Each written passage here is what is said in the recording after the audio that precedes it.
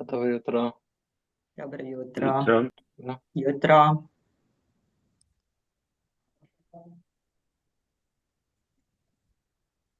Malo ćemo još pričekati par minuta da nam se ljudi priključe. Tako da evo imate još minutu da uzmete kavu ili obavite još zadnje mailove.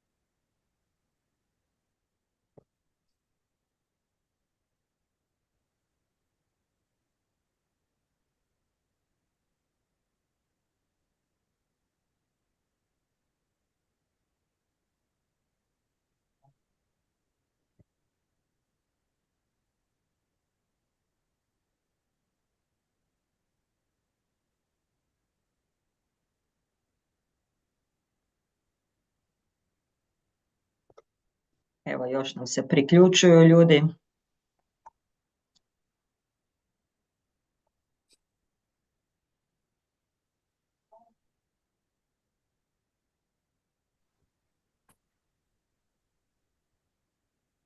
I think we can start now in English because we have participants that are not from Croatia or Slovenia. Yes, I will wait another. Here we are. We have still some more participants joining. I will wait for another minute and then we can start. I'm hoping that's okay with you all.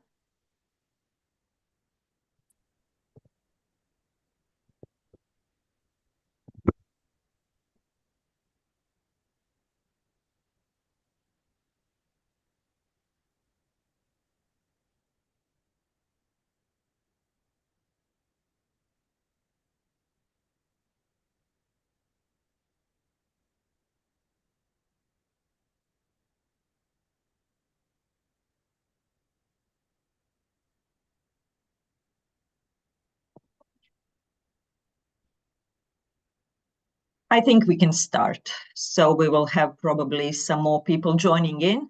But hello and welcome to the fourth transborder debate within the program Impact4Values. This program Impact4Values is within the framework of the EU program Citizens, Equality, Rights and Values, as we like to call it CERV. So if you hear another short for that, you will know that's the European funding. The topic today is human rights at the crossroads, protection of migrants, refugees, and asylum seekers. This transborder debate will be moderated by our colleague, Dr. Emina Bužinkić, and we have some great and esteemed debattees that will give us some insights into the topic that we are talking about. And Emina will later introduce in detail all of our debattees. Just a quick note to say that this project is Slovenian and Croatian, and it's within the consortium of the Center for Information, Cooperation and Development on Non-Governmental Organizations from Slovenia. And from Croatia, we have Foundation Slagalica and Foundation Solidarna. So I wish to all of us, I'm Slađana Novota. I'm sorry, I didn't introduce myself. I'm the manager of the Civil Society Development Program within Solidarna. And I will give floor now to my dear colleague and moderator of today's debate, Dr. Emina Bužinkić. Emina. Maybe, excuse me, before you start, Emina, just to say quick few technical details. This debate is recorded and it will be available in English, translated to Slovenian and Croatian.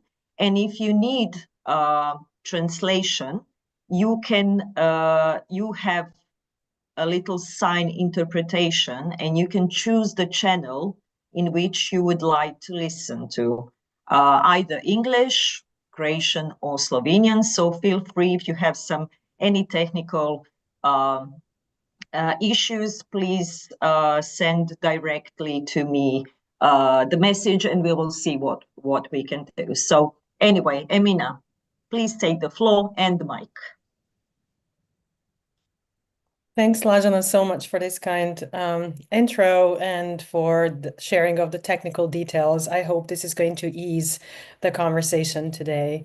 It is good to be here. I am really honored to be invited to facilitate this panel, especially knowing who is going to be speaking about the question or the subject of the matter today. And today we are talking about migrants' rights, newcomers' rights, and we are sort of angling it with human rights violations and deterioration of freedoms in Europe.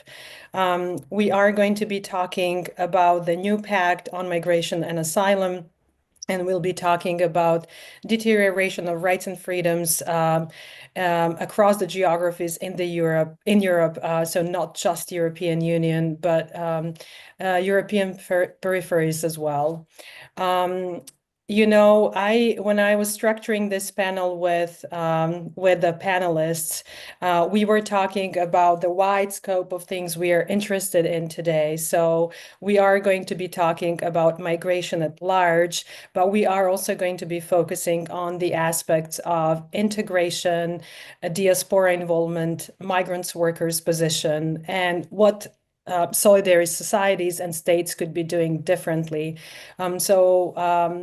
On one hand, we are seeing the presentation of the new Pact on Migration and Asylum being sort of a solution for migrants' rights and for safety in Europe. However, we are very much aware that the new Pact enforces or reinforces militarization and criminalization of migrants and solidarity as such. And so in that sense, against this backdrop, our discussion is going to be centering on the intersections of justice, the questions of law and legal rights, and as well lived experiences. So we are going to be focusing on exploring the gaps and challenges, but also the opportunities and possibilities in the making that are coming from direct work with refugees and migrants, but also academic work and public debates as well. So we are joined by an incredible group of speakers whose work spans migrant integration, anti-racism, anti-coloniality or decoloniality when it comes to integration work. We are also having here people who are experienced in working in labor rights, human rights advocacy, and diaspora studies, and all of that is going to be interrelated in this conversation. Migrant integration, anti-racism, anti-coloniality. Okay, I think someone had their mic on, but we took care of that. And so I'm very thankful that each of them is going to bring unique perspectives. And it is not really our intention here to find spaces of full agreement or that we are trying to provoke disagreement and a sparky debate. We are trying to find solutions to the very grim realities we're living in. And it is very much welcoming to share different perspectives and insights we might have coming from all our distinguished experiences.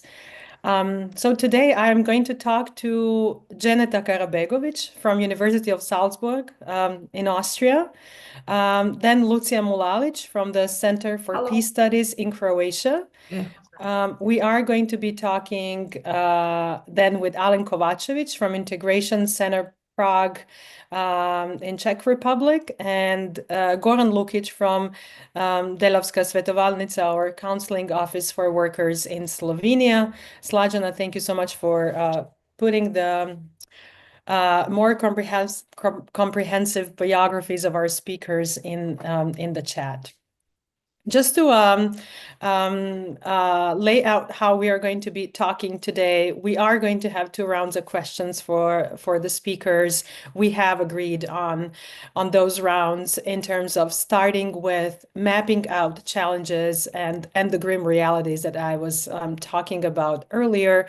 And then the second round, we are going to be portraying some sort of possibilities that are coming from the places of our work and our research and further exploration, as well as interconnectedness. So we are going to start the first round with mapping out the context that comes from the new Pact on Migration and Asylum that claims to provide a comprehensive European approach, yet it deepens detention, racialized surveillance, and forced returns, while very much reinforcing the unequal treatment of migrants based on their race primarily, than their nationality and economic status. And the new pact very much expands border externalization, pushes people into pretty serious, precarious, and exploitative conditions, and really cements a framework that treats migration as a security rather than a human right and freedom. And so here we're going to be examining the Pact's impact on migrants' rights, labor precarity, and the increasing securitization of migration governance. So our speakers will critically reflect on how these policies shape the lived realities of migrants, including migrant workers, asylum seekers, and the others. And then also what we are going to try to map out is the resistance emerging from these frameworks or in response to these frameworks. I believe that many of you who are present here have become aware of the critiques that have been articulated towards the new pact, and some of you also took part in elaborating those critiques. And the critiques are really here for the undermining of fundamental rights through expanded detention and racialized border controls and fast-track deportations. And even kids at 6 years old could be interrogated, detained, and deported, which is pretty scary reality. I bet you'd agree with me here. So let's start with talking about what are the most pressing gaps in Europe's migration and integration policies, especially under the new pact. And let's start with Dženeta here, Dženeta Karabegović from University of Salzburg. Dženeta, your scholarly work focuses on democratization and human rights. And I'm curious if you could talk a bit about what ways do you see this pact as a setback for human rights, and how does it intersect with broader patterns of democratic backsliding in Europe? And if you want to draw any parallels with the treatment of Yugoslav refugees and migrants from the 90s and any transitions we were going through ever since that time, please feel free to do so if you see you have enough time for that. Yeah, if I have enough time is the sort of main challenge of this. I'll try to summarize as broadly as I can, sort of, and thank you for the opportunity to speak today and to sort of be in conversation with all of you. I'll try to contextualize, primarily focusing on my research. Now, this is often done through a migration and mobility lens. And I think it's safe to say that when we're speaking about Europe, also more broadly, frankly, beyond Europe, that we're currently in a period, and Emina has already mentioned this, of a securitization of migration that's only been increasing. And while on one hand, this is nothing new, right? Migration has always been securitized by a variety of actors. It's increasingly happening at this intersection of racism and anti-Islamic sentiment. And this has profound negative implications in terms of the quality of lived democracy, not just for migrants, but actually for the broader sort of populations. Now, on one side, the pact does represent a willingness, let's say, to at least jointly focus on finding migration policy solutions at the EU level. And I think the sort of ingoing sentiment, right, is a good one in terms of, trying to pursue a joint EU policy, which we know is difficult, right, at best. And this, I think, deserves to be praised, that there are individuals working on these kinds of EU-based solutions. However, on the other side, it's also very much a product of its environment, the environment that I just laid out. And this in many ways, reflects sort of these broader trends of democratic erosion in Europe. And I can sort of highlight here a few points that are interlinked. The increase of nationalist, populist influences, right, that continue to frame this migration through security rather than a humanitarian lens, or even, frankly, an economic lens, right, thinking of migration as sort of an economic benefit, at the very least, right, really has led to an increase of fear and polarization on migration, rather than sort of seeing the perspective of migration as something that is ongoing, has been ongoing, will continue to be ongoing, right?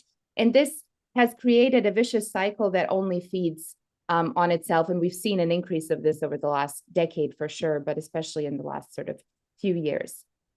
Secondly, if we sort of, zoom out, the Pact diminishes the EU's reputation as, this value-based actor with soft power potential, right? Which the EU likes to sell itself as, right? In terms of narrative, through the very sort of border externalization practices in collaboration, oftentimes with authoritarian-leaning states or full-on authoritarian states that, create a power imbalance between the EU and themselves, using this leverage to consolidate their own power further. And, we can name multiple examples here from Turkey to, multiple countries across Africa, and then, increasingly also in the Balkans. And then sort of the third point to make is that it sort of overlooks the need to consider migration through a long-term lens with sort of mutually beneficial policies that include circular migration, development, diaspora engagement, and mechanisms that really provide access to Europe, right, for individuals in search of a better life, that really disincentivize, this increase of human trafficking and smuggling that we're seeing. Now, note I mentioned circular migration here first, and I think it's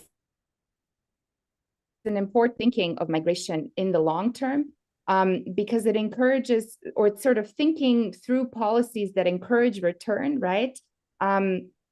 That are made, possible by fostering more human rights and democracy in the countries of origin, that ultimately reduce the very reasons that drive people to migrate in the first place. So in other ways, thinking of this, as fostering also a desire to return through circular migration, for example, rather than forcing return through, what we call voluntary return policies in the sort of migration management dialogues that we hear. Now, I'm running out of time. So in terms of transitional justice and migrant justice, there's multiple parallels to draw, but I think it's most important to sort of separate them when thinking about conflict-generated migration, right, and the importance of developing mechanisms that are victim-focused for that sort of post-conflict reconstruction and governance. And these are debates that are currently ongoing in terms of Syria especially, right? But also in terms of fostering the sort of political will to hold accountable actors responsible for severe violations of migrant rights within the EU today, right? And now we know that the burden of this has primarily been on NGOs and grassroots organizations and migrants in many ways without little institutional support. And I think, lessons to be drawn from transitional justice is that this needs to be very much a comprehensive effort. And I think I'll stop there because I think it opens up lots of potential for discussion. Thank you. Thanks so much, Dženeta. It's one of the aspects you were talking about is, what new Pact overlooks. And it is also what new policies and practices new Pact opens up when it overlooks the potential of circular migration or even the investment in post-conflict reconstruction.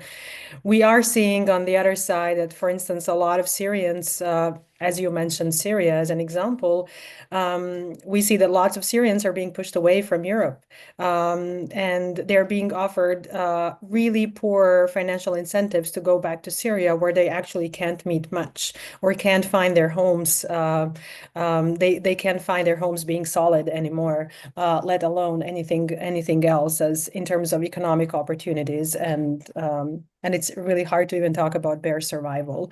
But the new pact has enabled states to push refugees back into their countries once they are out of the war, even though the situation is pretty devastating on social, political, and economic levels. That also talks a little bit or a lot about how the integration practices in Europe have been looking like, and how much of a desire is there to keep the refugees that are non-white, non-European, non-Christian, and if we could go even more at the European soil. So I will ask Lucia actually to get into the discussion here, because Lucia is dealing with anti-racist and decolonial critiques of integration policies. I am wondering if you could expand on Dženeta's analysis and talk more specifically about the ways European states continue to reproduce racialized hierarchies through their migration frameworks, especially the ones when it comes to the ones in the realm of integration.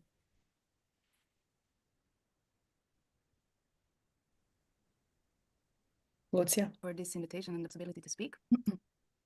Are you hearing me? Yes? It's cutting in and out, but we are hearing you now. Yeah.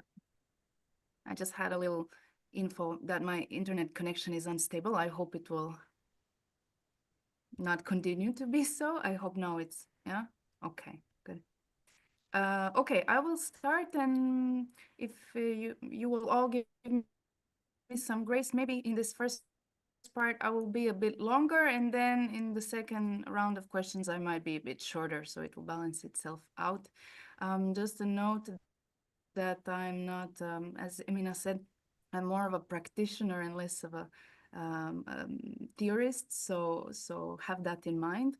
And another note is that what I will speak now is something that ever since I started working in this field, volunteering, being active, I always had an unease with the way we were describing things, such as concepts of integration and so on. And then this framework of decoloniality kind of made this unease more clear, in the sense of, this is what is bringing me problems, and this is what is, in my opinion, offering some potential solutions on which we will, I guess, come in the second round. But now to answer your question, I think we hear oftentimes that Europe is a fortress in a way, and this kind of reflects in the policies that we have been talking about, especially in the new Migration Pact. And I think that this is true and untrue in a sense. Of course, it has Europe has perfected this kind of unjust policies that securitize and criminalize migration, and we see it in the new, reflected in the new pact very well. But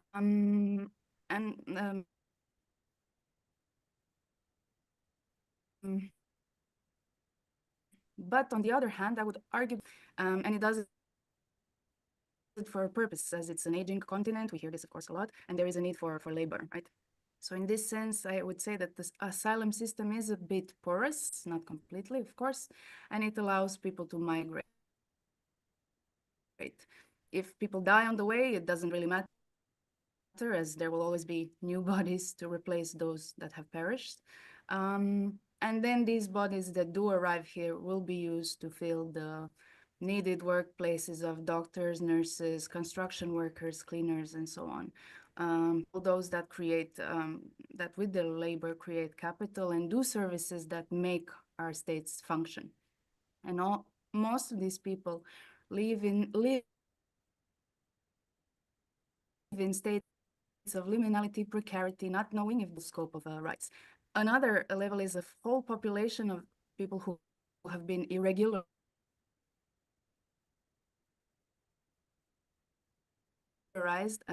working in tomato fields, cleaning, that abuses them, deports them, and so on. I think we noted already that the Pact is a great example of further racializations and hierarchizations of migration, limiting access to asylum, eroding the principle of non-refoulement, disencouraging of the safe third country concept, as we were noting before, this outsourcing of border management, externalization, and so on. That is also linked to very neo-colonial practices, forcing countries to receive people in return for development aid, or however we want to call it. Of course, very linked, the policies of migration are policies of integration. For all those who are lucky enough to enter and not die on our borders, but then they get, I would argue, subjected to another level of the humanization, securitization, in another way, perhaps in a more cultural sense. Of course, integration policies in Europe are not harmonized on a supranational level, so they are left in the mandate of nation states mostly.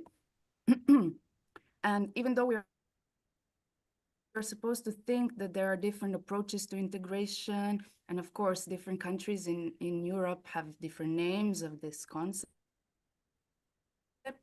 I would argue that all target newly migrating populations, or even those who have been here for a while, but are still labeled second generation, third generation, so on, they are basically assimilationist in their core.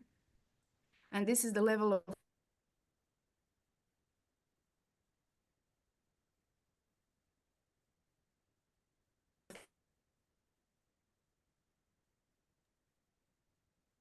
Okay, I think maybe this is a good time to ask Lucia to try to find another source of connection. Hey, Lucia. I don't know if you can hear me, but you are seriously cutting in and out, and we barely can grasp what you're saying. Do you mind trying to find another source of connection, and then we'll come back to you?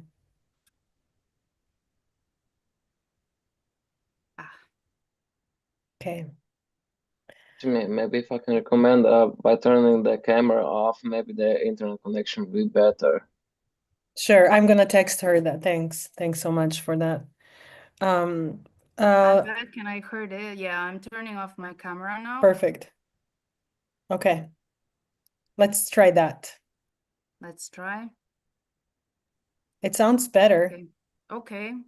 Hopefully it stays like this. It's better. Okay, please go on. Yeah? Okay. Well, I hope some of the things at least you heard.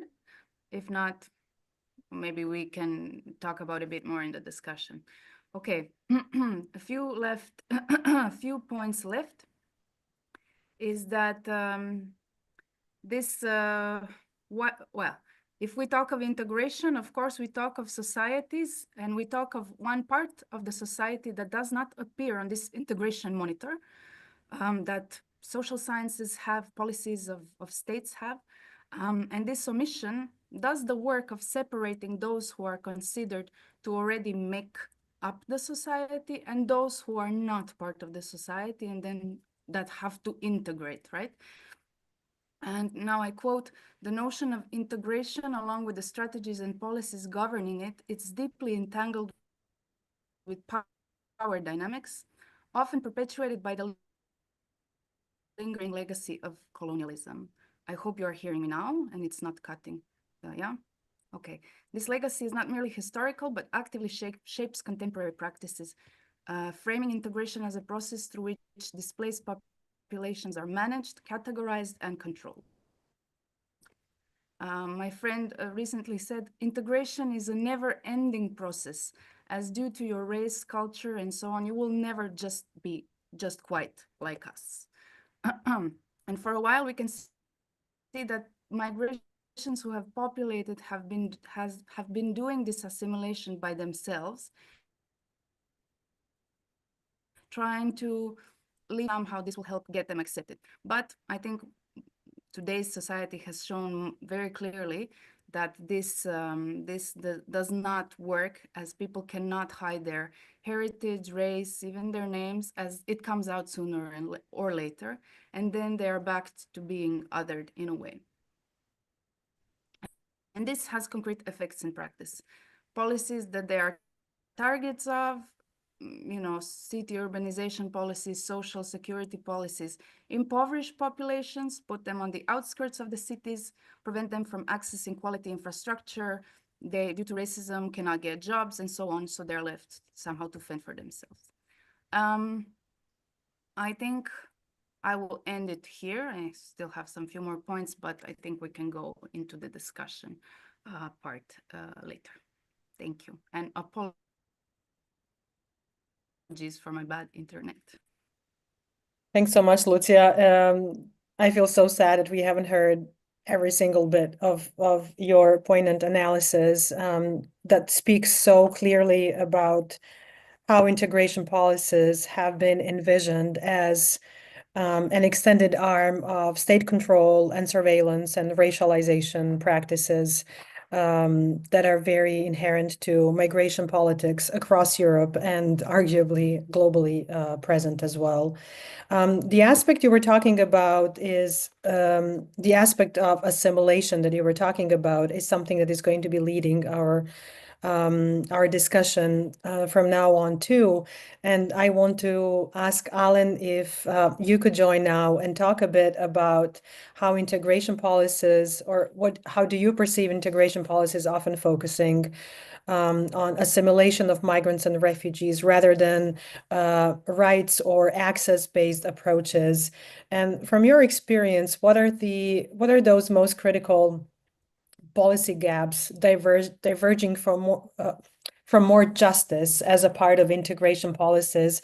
And feel free to talk about your personal experience too, because I know that's been driving your work now as a director of the Integration Center in Prague.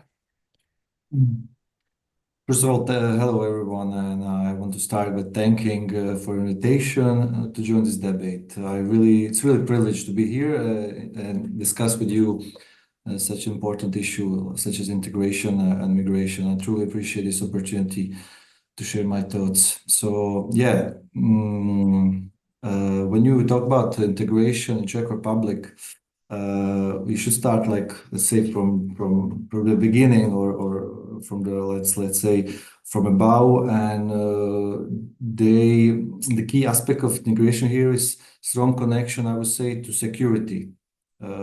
So there's really hard push from the late 90s to early 2000 to let's say Ministry of Interior, especially Department for Asylum and Migration Policy overseas, took this agenda, integration agenda, and they reshape, I would say, legislation, regulation.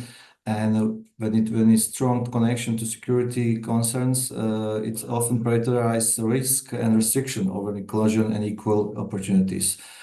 On the other hand, fortunately, this also comes with clear goals and priorities that define how integration should take place in Czech Republic, what role state has to have, non-profit organization like integration centers like ours, and other NGO, what should they play in the process.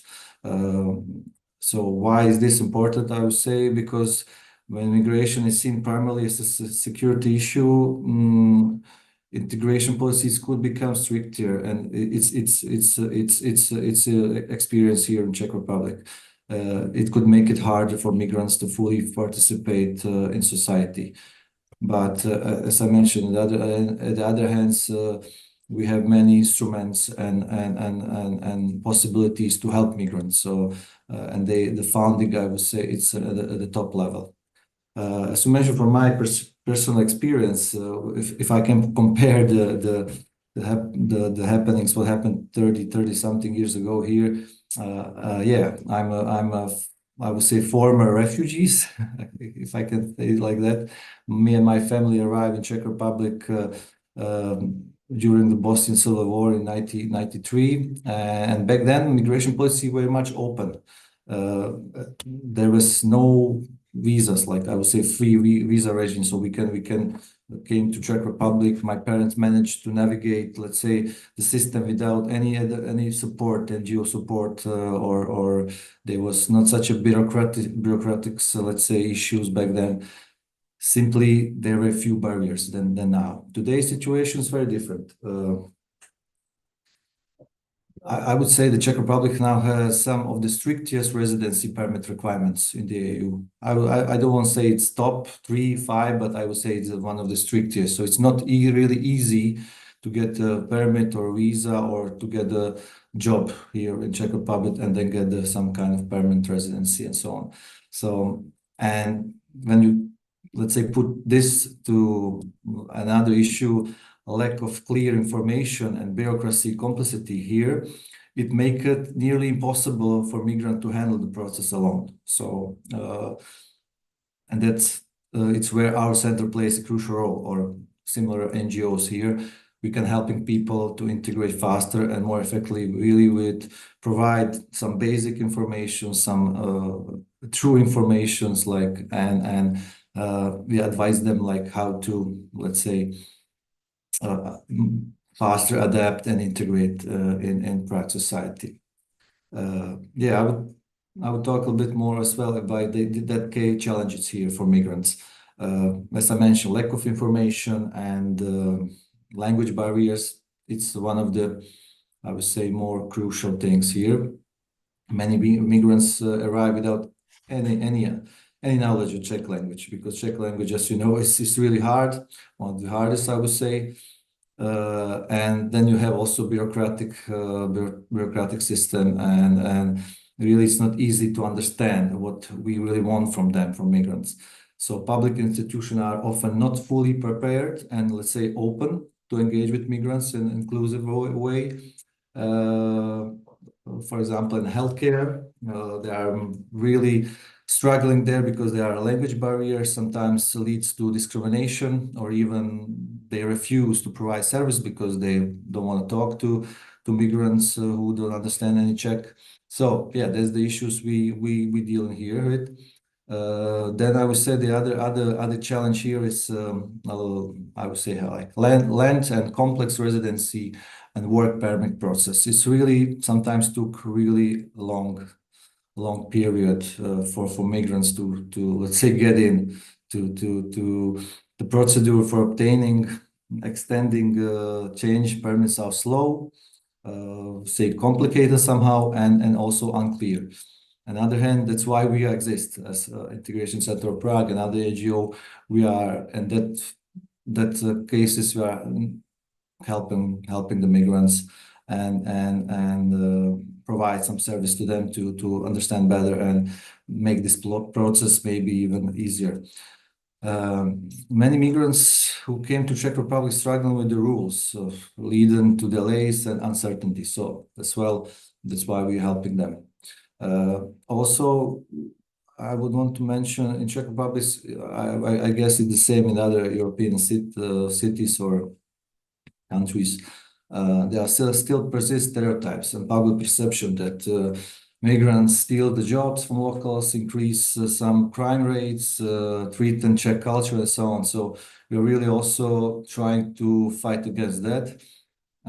In reality, we talk about that migrants really contribute significantly to economic growth here in Czech Republic, especially last 2.5 years since Ukrainian refugees came to Czech Republic.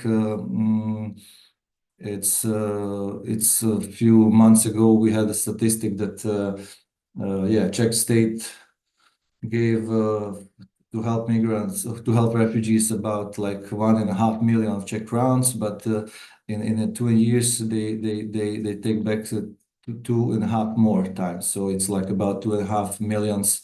Like they get back to economic. So it's really plus number, you know. Also we are addressing that labor shortages, and also that enriching local culture diversity could help it, because I'm so pro to open society and open dialogues, and I think Czech culture sometimes is really closed and not so easygoing with the others. Yes, okay, part of our work is raising awareness and changing this perception. Key areas for improvement is another part I want to talk. I think education and recognition of qualification. Alen, can I please ask you to leave the improvements for the next round? Okay, And I'm so we, already okay. this is good, and we are coming to that. Okay. May I just conclude what we need to change, or it's also for another. Yeah, if you need another minute to conclude, no. Okay, sorry, thank you. So just to conclude, like what needs to change here, in my opinion, we need to both top-down and bottom-up approach to integration in systematic and holistic way. Migration, it's not temporary. A number of migrants Czech Republic will continue to grow. Long-term planning is essential to ensure education, let's say healthcare, social service, and employment support are ready. So migrants must be included, not just as workers, but as fully members of society. That's my opinion, and I and my organization want to fight for it. We all have a role in shaping an inclusive and welcoming environment. So government, institution, and society alike. So let's say together we can build a community that thrives our diversity and mutual support.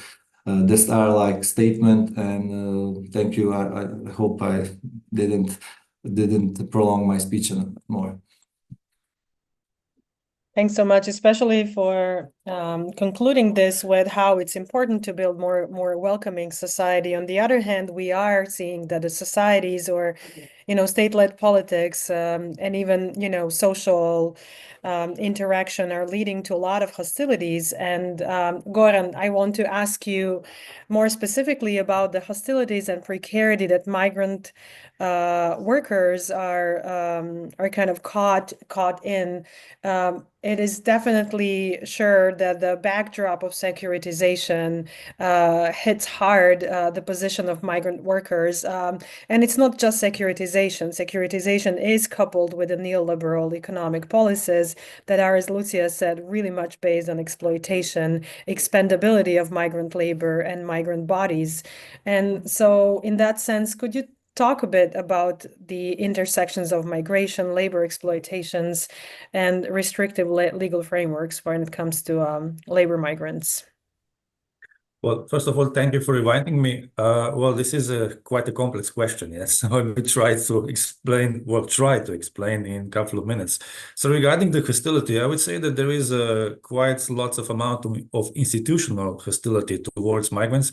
Of course, they will not say that out loud, nobody at these institutions. But the thing that I'm saying is also the thing that Alen was saying regarding the process of getting the documentation. So it takes, for example, in Slovenia, several months, so 6 to 8 months to get proper permits just to work. So this is one way of institutional hostility, because in the meantime, not only the worker, but also the family members of this worker, it could happen that they are without social insurance. So it could happen that, for example, in some cases, we also had these cases at our counseling office for workers, that for example, the babies were left out of the system because the processes at the administrative unit were taking so long that there were no proof anymore to be in the system. So this is basically the hostility that I'm talking about. So the thing is that the migrants and their families, they are put into this treadmill of getting the papers, but not only once. So this treadmill of getting the papers is perpetual. So it's something that, unfortunately, migrants and their families are integrated into the administrative hellhole, to say so, because they all the time they have to collect the papers to be legit. So what does it mean in concrete case? It means that first you have temporary visa. You have to collect, for example, the pay slips. You have to collect the proper sufficient means, proof of this sufficient means. You have to collect that from the bank. So the person, which is your counselor at the administrative unit, sees every penny that you spend, sees every penny that your wife, everybody spends. So he has total control of your basic, let's say, spending on everyday means. So after that, When you want to prolong this working permit and, of course, working and living permit, this thing happen again. You have to basically get then 6 months pay slips, again, 6 months proof from the bank, and then you have to basically prove that you have sufficient means. What does it mean, sufficient means? It means, for example, that if you want to have permanent residence in Slovenia, if you are a family of 4, you have to provide to the administrative unit that you have 2,000 euros net. Without, it is net money, which is on the account. So, for example, the minimum wage, net minimum wage in Slovenia is about a little bit less than 1,000 euro. So that means that both father and mother, they have to work at least on minimum wage. Well, this is the case which is happening all the time. They are working all the time on minimum wage. And this is really a sad, let's say, description of the situation. But unfortunately, on the one hand side, you have the institutional pressure through the administrative procedures on the migrants and their families. The consequence of that is that you're turning the families into the economic units. They are all the time chasing the money.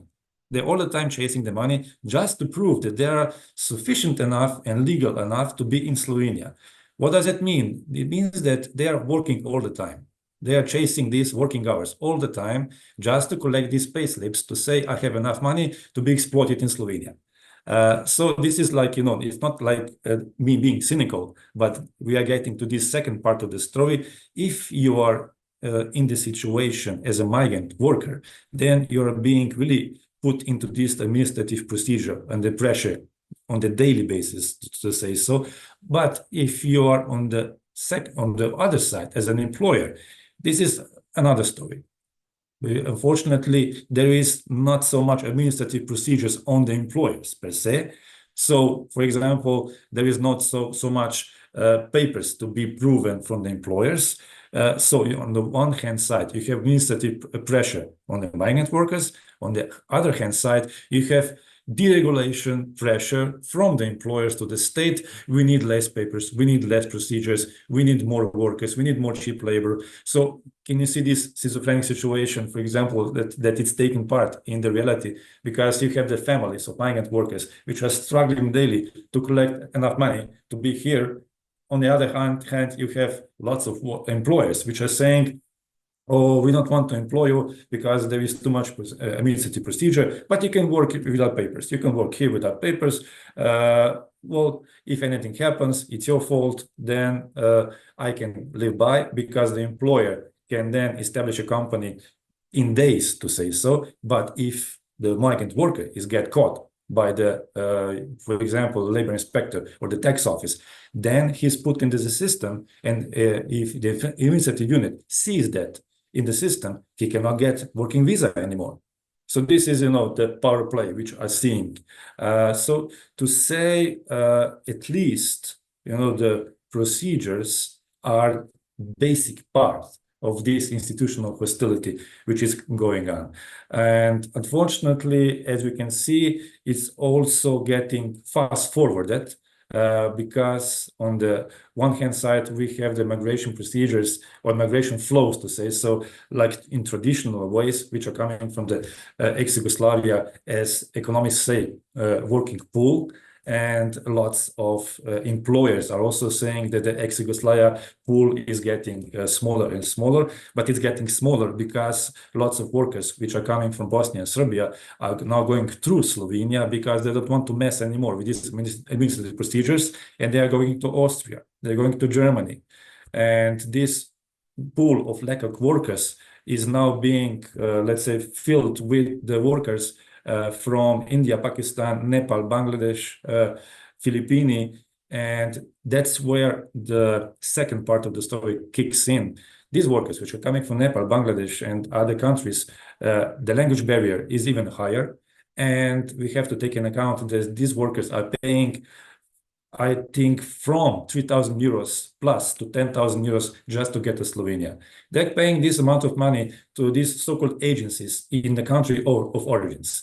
So now you can imagine if a worker comes from, say, India, pays 10,000 euros. That means that he goes to the local so-called bank, in reality it's local shark, with interest rates of 20%, and the family is also putting this money into this person as a family investment. This person goes to Slovenia through Croatia, then he has to pay another sum of money to Croatian intermediate, then he comes to Slovenia just to be exploited because he has to earn the money. And this worker, when he comes to us, when he says, I'm being exploited, then when we try to explain to him legal procedures, this worker is saying, I don't have time for that. I have to earn the money, to collect the money, to send this money to country of origin, to my family, because then the loan shark will come. I don't know what will happen. So this, let's say, generation of migrants, which are coming now, we have a big problem because labor law is something which is an obstacle for them. It's something which they don't have time to deal with because they have to earn the money. Not only the money to provide the sufficient means to be in Slovenia to renew the working permits, but also the money to collect the debt which was in country of origin. So this is, now the second stage of this, let's say, not only hostility, but the economization of migration, because there are lots of these agencies in India, Nepal, Pakistan, which are heavily connected, and they are, I would say quite bluntly, they are like criminal organizations. If you don't pay us, then don't bother not only coming to us, but we will do something to you. So this is something which has to be taken care of international level. This is something which has to be taken care of, for example, to the diplomatic levels from the Ministry of Foreign Affairs, Slovenia to India. And this is something which we have a big problem right now because there are more and more workers coming from this part of the world which are heavily indebted.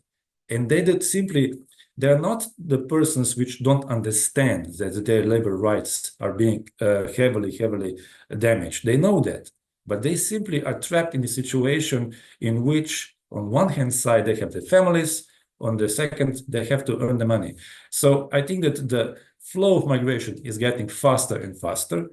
It's not only about being informed, it's about being pressured into this situation, because I'm sure that lots of these workers, they know their basic rights. So I think that it's up to us, not only NGOs, of course, to take this responsibility to inform them and to pressure the institutions, but it's up to the institutions to pressure the employers and to pressure the institutions which are in the connection with the countries of origin to cut this pressure from the country of origin. So that's the situation right now we have in Slovenia. And one other thing is coming back to this migration pool from ex-Yugoslavia, more and more workers and their families are basically going back to Bosnia and Serbia because when they calculate the cost of living in Slovenia, when they calculate the wage, on one hand side, and the cost of living, for example, the rents in which we have quite expensive in Slovenia, there is simply minus on their bank account.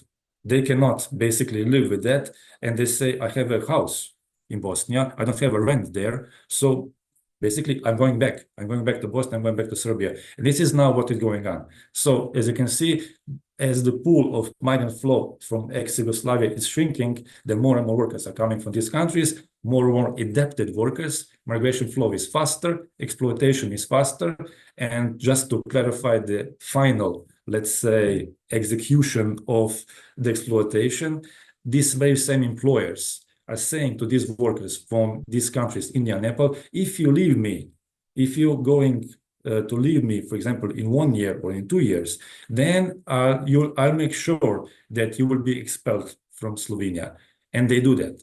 They do that by basically, when these workers come to Slovenia, they just push the papers to sign. And in these papers, it's not only labor contract, it's also some sort of documentation which they sign, these workers, in which they in advance are writing that they are basically saying that they don't need anymore the working permit. And with that signature, the employer, in the case if the worker is just trying to escape this employer is with the signature of the worker who is resigning his working and living permit without knowing, goes to the administrative unit, and administrative unit then basically cuts off his living and working permit without the worker knowing. So they are basically abusing the institutional system, the very same employers, just to send the signal to these workers, these heavily indebted workers, if you mess with me, you are invisible.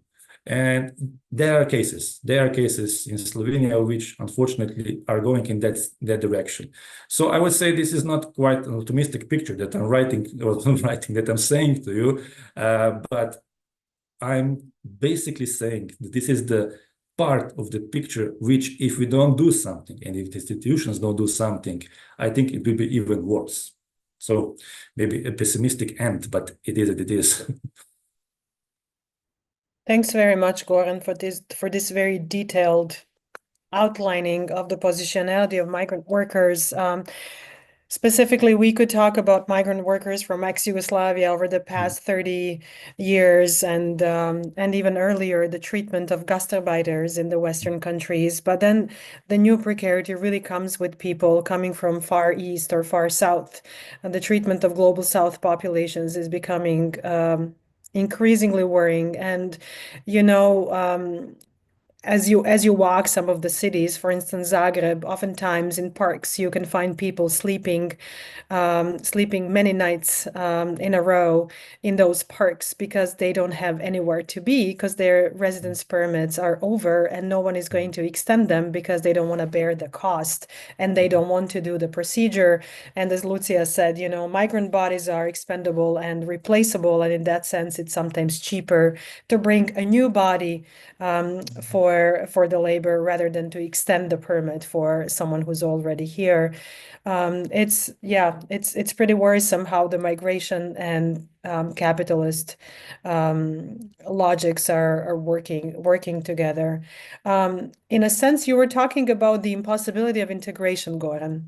It is very much impossible to have a quality of life that enables you to have a decent housing, that to have to enjoy social rights, to enjoy health insurance, and many other aspects. And I actually want to ask Lucia if she could talk about that impossibility of integration, or how the EU integration policies are being exclusionary, but also if we could move forward to possibility thinking, envisioning and imagining what can we think of beyond these European current securitization painted models of integration, and what migrant-led and anti-racist movements are teaching us here. With this, I'm actually starting the second round of questions to our guest speakers, and then we're going to be opening the floor. And feel free as they speak to put your questions in the chat box, or wait for us to finish this round in about 20 minutes, and then we're going to open the floor for a larger conversation. So Lucia, please go ahead you're here. Okay. I'm here. I will turn off the camera again. Yes. So to try to prevent, and please, yes, if I start cutting off again, just signal me, please. Thank you. Okay, for me, it's quite difficult to say what could be some possible alternatives or what lies beyond what we have now. For these problems that Goran was explaining, are you hearing me? Yes, okay. Because it says again, my internet is unstable. I don't know what is going on. Okay. All these things that Goran was describing is something that we deal with on a daily basis as working in the civil sector. And we are also oftentimes as well in a precarious and uncertain situation ourselves. And it's a space that doesn't give us a lot of potential for thinking of what could be the alternatives. But in my opinion, the first step is to leave behind the concept of integration and advocacy for better integration models and policies, and to focus on, I would say, the root issues that we have kind of thematized today, the existing racial hierarchical societies that we see that demonize and scapegoat certain populations, which is of course connected, and that I think we should add. That doesn't mean we should abolish advocating for just policies, but just the framework of how we understand them should change and shift. And I think we should start advocating for justice and dignity, which has to be reflected in policy, in state structures or other structures in all levels. And I think this also goes to moving from our understandings of nation states and societies and cultures that are prevalent today,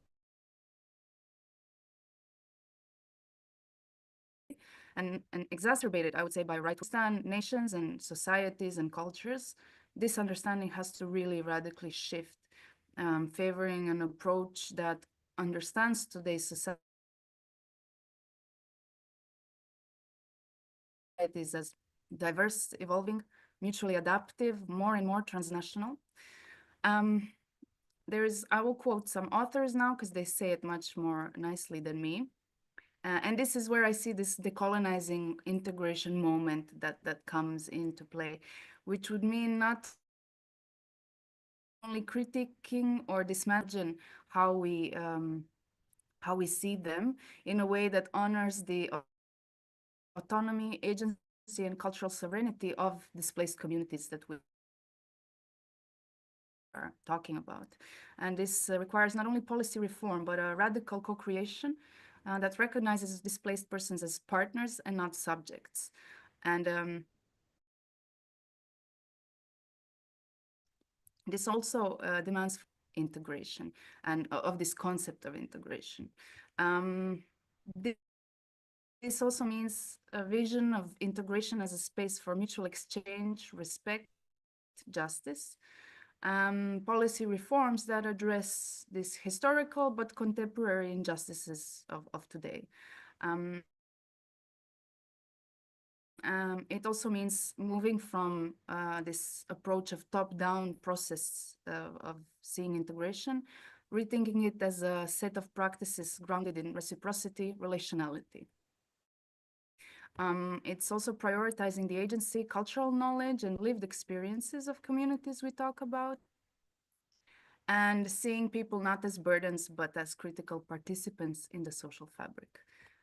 This is all not my thoughts, but an article I reflect, and now I can send it in the link here in the chat. This also ultimately means material, concrete refigurations of the structures.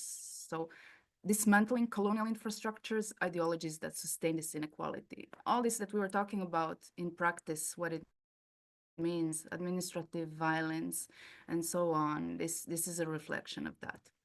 And now briefly how migrant movements, migrant-led movements can help us get to that point. Just before I mention a few sentences on this, do you still hear me? Yes, okay, good. I mentioned in the beginning that how irregularized populations are, overworked, policed, discriminated against, refused access to basic services. But from those populations, we also see most political resistance, actually, that kind of ruptures this unjust system. So what these movements can do, and they are already doing, is showing us the way and showing us where these junctures around which we can join and should join forces are. The most simple example for me is this just general refusal of the border itself by crossing it, right, without necessary papers, kind of rejecting this racialized border hierarchy as it is by movements of people, all over the world, in Latin America, in Bosnia, in Morocco, entering, so all over the globe. But of course, there are other examples. I would say, for example, occupation of churches by the sans-papiers movement that refused this label of being illegal and that demand dignified life, right? Or movements of gilets noirs, like the advocacy for rights of undocumented workers in France, parallelly very similar movements in Italy, strikes and protests of undocumented workers in Italian fields that demand amnesty, regularization, combating basically slave-like conditions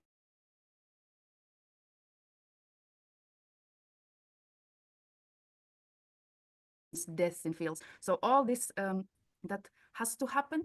And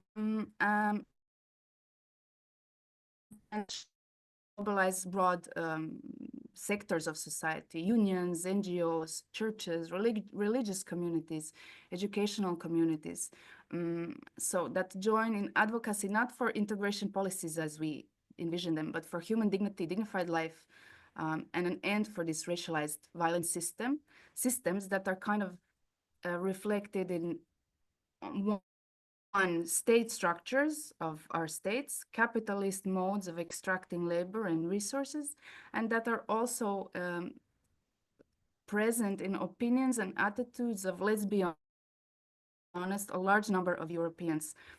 So we also have to be honest and self-reflect and begin this process of unlearning of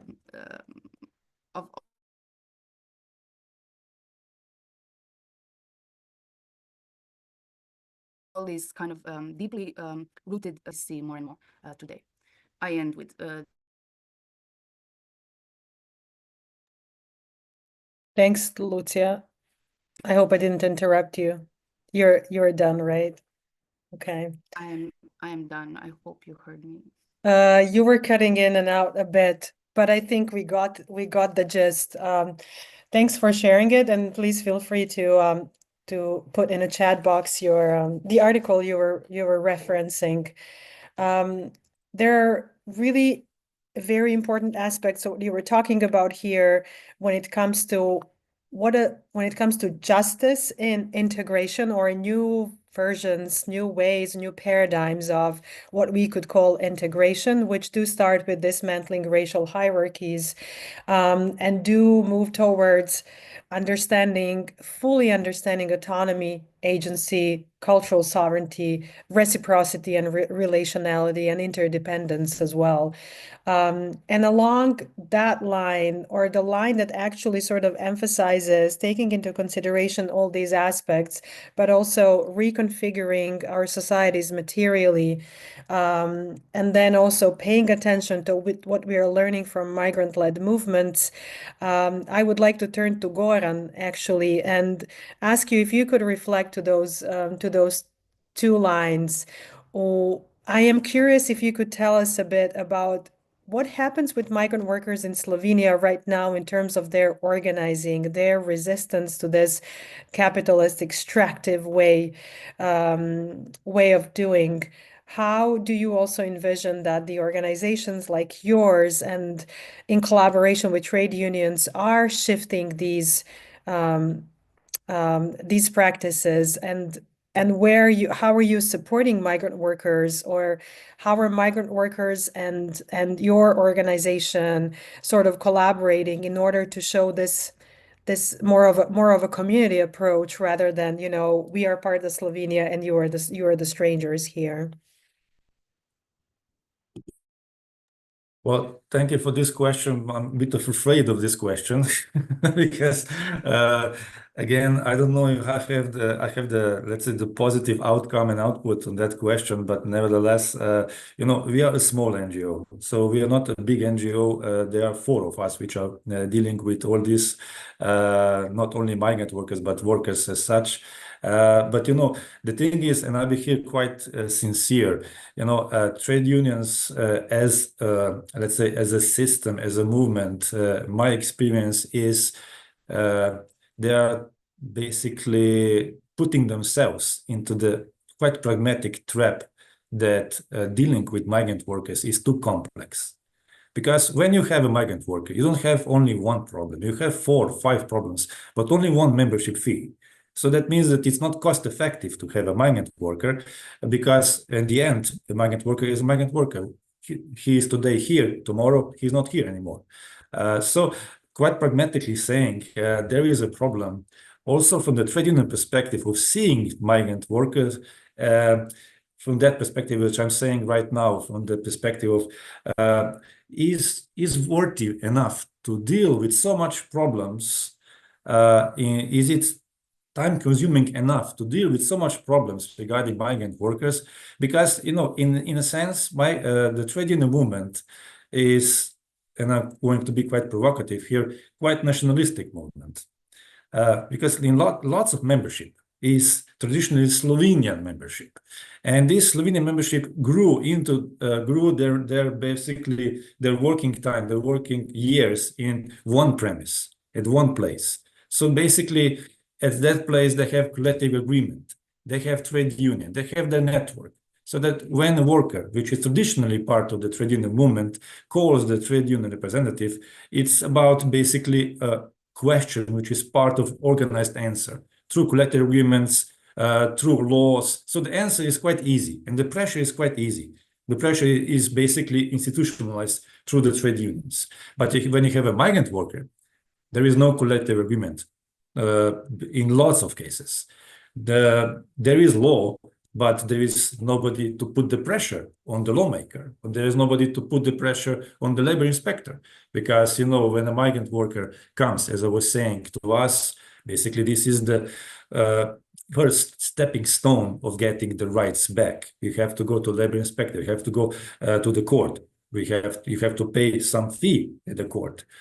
So I would say that collaboration with the trade unions is sometimes quite hard, because in some cases, trade unions see, as I was saying, migrant workers as something which is too much of a problem for them, because this is not the way that they are dealing things with an organized collective agreement way.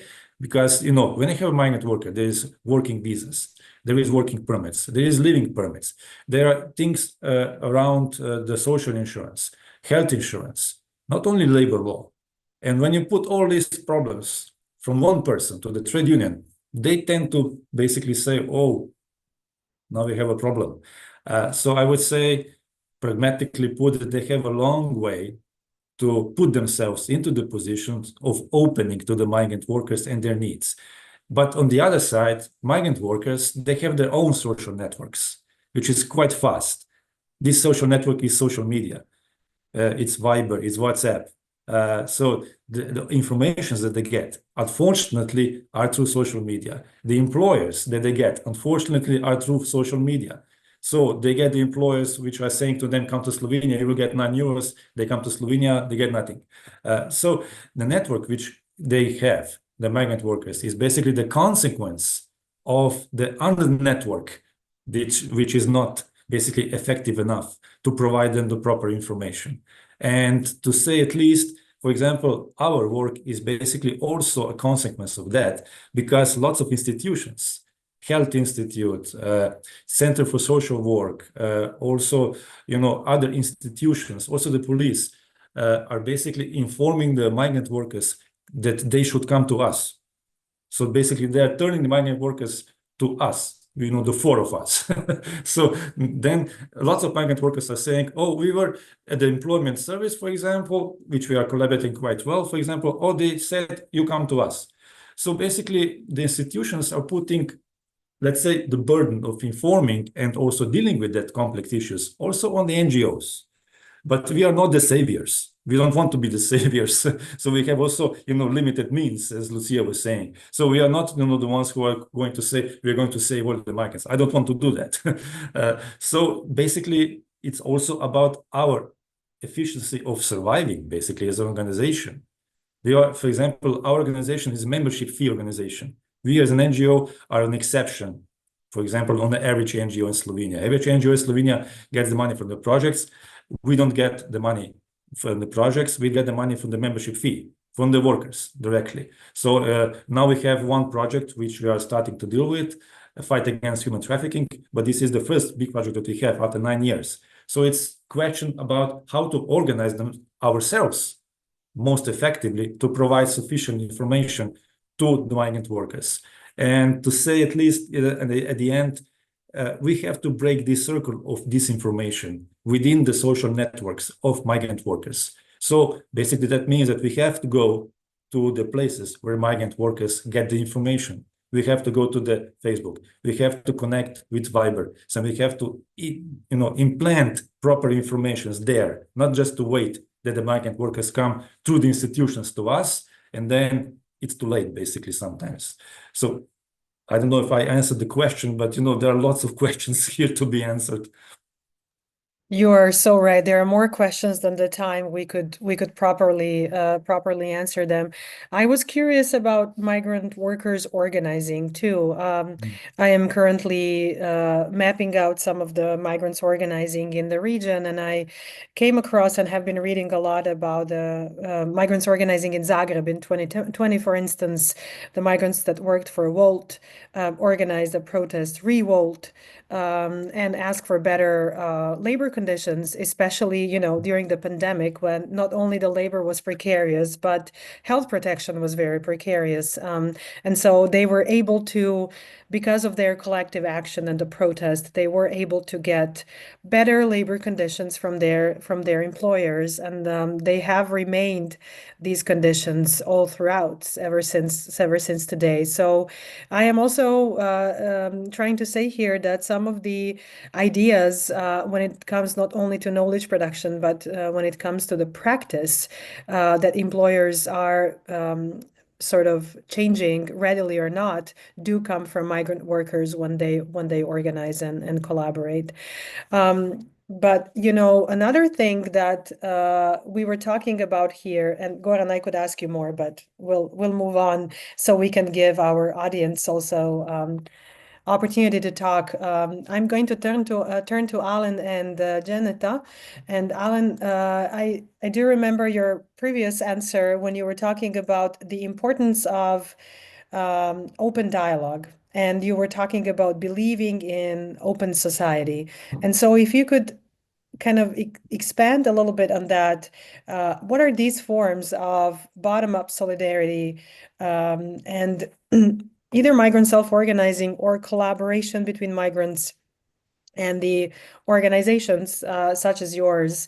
How do you reinforce or push for that open dialogue and society, while also bearing in mind that it can't be just the folklore? It has to be some sort of challenging of the racialization of the poor working and living conditions for migrants and refugees. So not just pure kindness, right, and support in humanitarian sense, but what is politically changing in terms of their positionality too through this work. Just let me say one thing before I answer your question. I want to build on our meaningful discussion here, what Goran and Lucia say to, let's say, my vision in the discussion. One of the fundamental obstacles here to successful integration in Czech Republic, I recognize, as speakers previously say, is lack of, for me, a lack of long-term systematic approach. Many city representative, government representative tend to believe that migrants or refugees are only here temporarily or will eventually return home or relocate somewhere else. And that's really always hard to explain that most people are always stay when they work, as Goran said, when they have work, when they kids go to schools, like they won't go back after a few years if they have economic reason to stay in the country. At the same time, some of migrants, I would say, at the same time, on the other hand, some of migrants feel comfortable to function solely with their own communities and may not, let's say, concentrate effort to fully integrate into society. So when you put these things together, like two perspectives, considering together, it becomes clear that integration, it's not easy. And let's say our center has considerable work to do, because both in engaging with city leadership and stakeholders, and also supporting our clients, migrants, to be more open, as you now ask, and let's say coming out from comfort zone and try to learn the language, try to do something from their own, not within community or some people who they pay to give them the documents. So yeah, in our, let's say, goals about helping more, or helping to have discussion about open communities, open society, we really supporting civic migrants organization. we are organizing or preparing some kind of also regional platforms where we have some expert people from City of Prague, from Ministry of Interior, from other NGOs. We discuss and to make the biggest priorities and the biggest issue in Prague, such as always like free service for migrants, for refugees, let's say health insurance, schools, and so on and so on. In Czech Republic, migrant communities have formed active organizations that support one another and work toward common goals. So they organize, not just as we, as Integration Center, but they organize leisure activities, cultural events. They providing support for children and mothers, for example. They offering also Czech language courses and psychological assistance, especially nowadays. It's really crucial for Ukrainian refugees, what they are going through. Beyond that, like providing a social service, these initiatives foster connections and let's say strengthen intercultural awareness, so which enriching both migrants communities and Czech society as a whole. So I have one, let's say, I'm proud. We have really one great organization here in Czech Republic, in Prague. It's called Lastavica. I think it's swollen in English, if I'm not mistaken. And this, like, the organization really demonstrate the power of solidarity here, because it's a civic organization bringing together people from former Yugoslavia, came here in 90s. So they organize cultural events, they social gatherings, support networking. So really, when we have floods in Bosnia and in all over the country, so they help strengthen the ties between communities and create sense of belonging. So I'm really proud that one of the, I would say, shining organization, migrant organization here is actually from Bosnia, from Yugoslavia. When it comes to human rights advocacy, let's say, here are based like consortium from non-governmental organization, and that organization plays a key role. They defend the rights of foreigners or refugees, and they're working on legislative changes to improve integration policies. They, let's say, combating with Ministry of Interior or with the government representatives about many issues, discrimination, xenophobia, exploitation, and so on. And also their field of work, it's ensuring fair access to legal and social services for vulnerable groups, as we also doing in integration centers.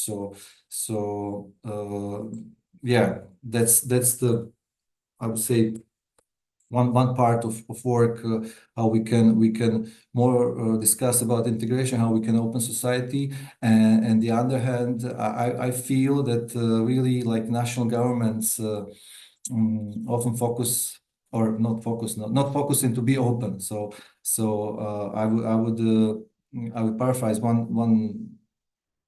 quote. I was a few months ago at one conference, and they said, "City have no borders." But yeah, state has it. So it's really on us who can have a discussion, who can work with city representatives to be more open, to try to change the policies, because in the city we have no borders, so we are open. Let's be honest, we are open to everyone, because yeah, this perspective highlight how cities can create opportunities for integration, because in Prague it's nearly about 30% of population consists of migrants, and I think this is really a huge number, and it should be a top priority for the city leadership. And I feel it's not still, and in a couple of years it could be even more so, because Prague is attractive. Let's say people's coming all over the world, not only as refugees, but as Goran mentioned, in Slovenia we also have many people from India, Bangladesh, and so on, Turkey, and so on. So yeah, we need stronger leadership from city representatives to, let's say, drive inclusion efforts. We also need to closer cooperate with institutions and stakeholders to develop let's say, long-term strategies. And also, I would say a shift in perspective. Integration is not just administrative task. It's about shaping the future, let's say, in our city or where we are belong. So to me, like my goal, or let's say goal of Integration Center, is really building an inclusive Prague requires like commitment, collaboration, with shared vision with the representatives. We have to or must continue building bridges, and embracing idea of city without borders. I really like that quote. So yeah, we want to make Prague a leading example of inclusive urban development city. So yeah, the diversity is not a challenge, but it should be an opportunity for us, as I see it. Thank you, Alen. What I noticed when you were talking about the open society and a dialogue was the way you were elaborating the labor of the Sparrow or Lastavica organization. And you were talking about how they organize cultural events, sports, childcare support, psychological support, and whatnot. And I was thinking, people make their ways. That's what people do, and people do oftentimes get out of discomfort to bring back life to some sort of normalcy, to some sort of familiarity. And migrant communities are really well doing that. These are actually diasporic communities too, which kind of opened the floor to Dženeta and the last conversation we're going to have here, or part of the conversation, because Dženeta is actually researching and working with transnationalism and diaspora mobilization. And I'm curious, Dženeta, if you could tell us a bit how this open dialogue, or how any sort of dialogue and critiquing of the regimes of power where criminalization and racialization are seriously endangering people's lives and people's security, human security. What is the role of diaspora now, countering these restrictive policies and enable people to keep finding their ways, to keep finding and building bridges and, building social ties? Thank you, Emina. Well, diaspora is going to save the world. No, I'm kidding.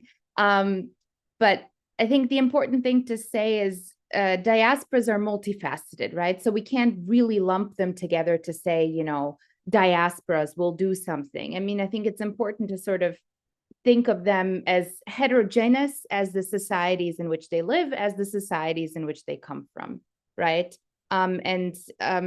They might have, particularly in the countries in which they're living, experiencing a lack of resources themselves. Goran touched on this with the sort of increased levels of return migration. But increasingly, we're also seeing that they themselves might actually be, targeted by securitized narratives, violence, populist politicians.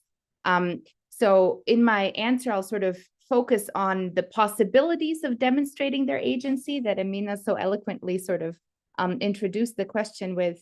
But I just wanted to sort of, preface this by saying they're not a heterogeneous actor. I think primarily, they can act in solidarity for newcomers in helping to navigate bureaucratic procedures, helping to streamline processes, pool, resources and information as newcomers ease and transition into a new life. And I think Alen's examples of Lastavica is a wonderful example.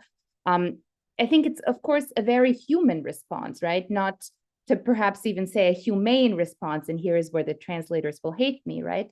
And it's not only something that diaspora can do, right? It's very much a community building practice that in the long term accelerates inclusion, social cohesion, this level of belonging for newcomers, but I think also a belief of this belonging by those who are already living in the societies, right? I think that's a very important distinction to make. And sort of touching on this, I think diasporas can leverage the political influence that they do have, especially if they have voting rights, citizenship, right, in these countries, to sort of combat the very populist nationalist waves and really utilize their transnational connections to influence these politics towards more openness. I think this is the kind of political agency we're not seeing enough of, and it very much speaks to the sort of focus on assimilation that several of the other speakers have touched on, that genuinely disincentivizes diaspora to utilize the very agency they often do have, because especially if they have citizenship, they have complete buy-in in the societies in which they live. Now, of course, I'm sort of reflecting that I'm speaking to you from Austria, right, which doesn't allow for dual citizenship. It's actually the most restrictive citizenship regime in all of Europe. It's, I think, ranks number 3 in the world after, you know, Saudi Arabia and the United Arab Emirates, right? So I think it's something where, but it's at the same time a country where, you know, many diaspora members, especially those from the Balkans, have in the meantime gained citizenship, and where, you know, for them even more so, I think political engagement is even more important, because they actually have the potential to influence, you know, political narratives, influencing migration and beyond. And this kind of, I think, engagement also provides very much a pushback to, you know, the erosion of democratic norms and human rights that we're experiencing. And it's something that I encourage in my writing as well, including, you know, running for political office, right? Really get engaged in the process.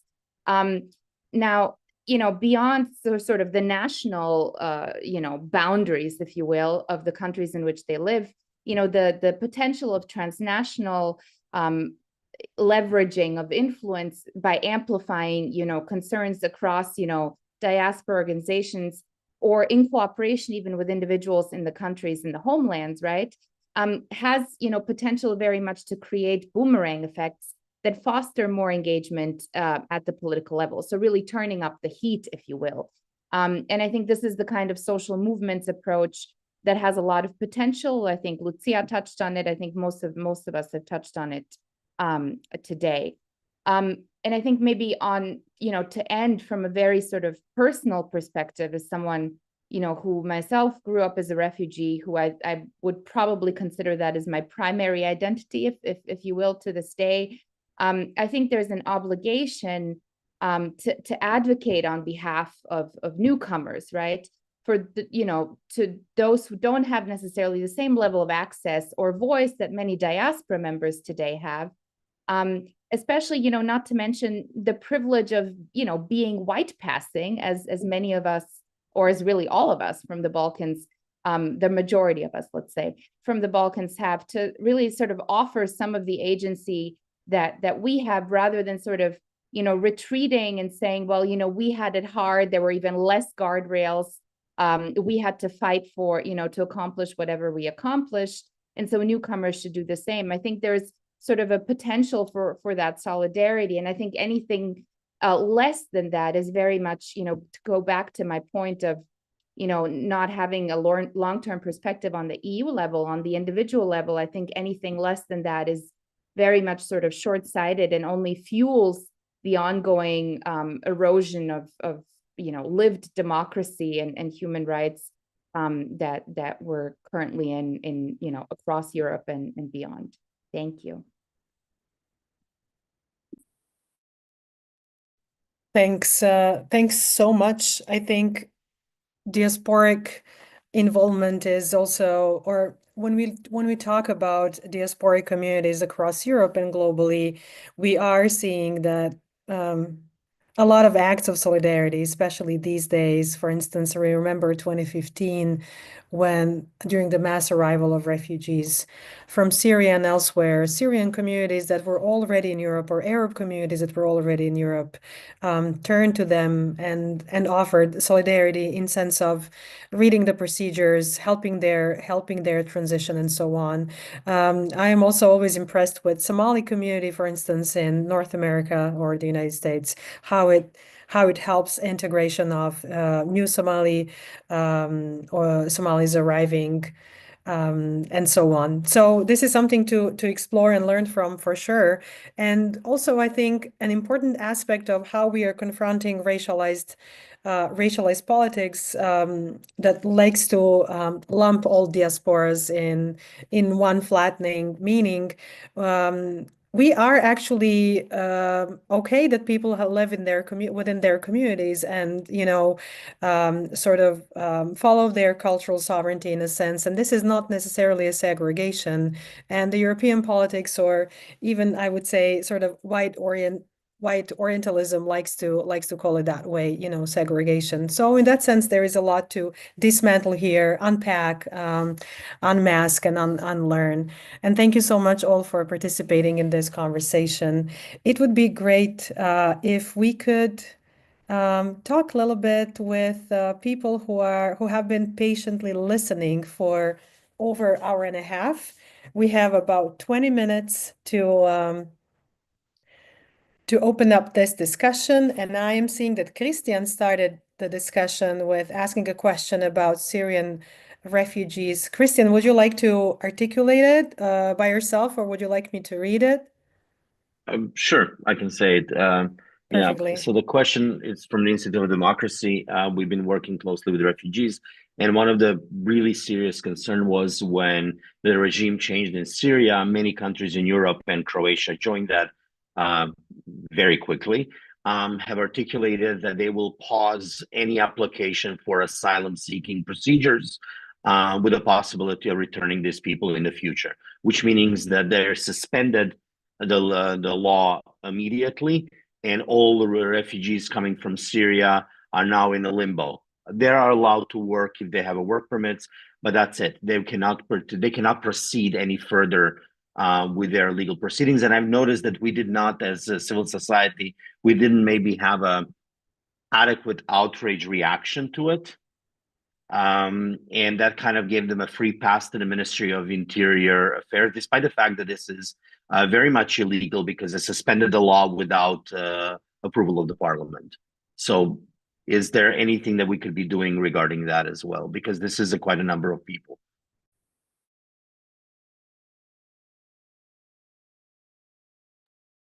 Would anyone like to take that one?